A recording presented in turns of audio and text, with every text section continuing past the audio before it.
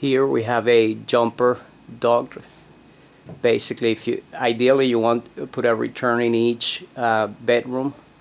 In this case, we decided to use a jumper duct, which basically goes from there to here, and that way you have a way of connecting that to where the return is for the upstairs.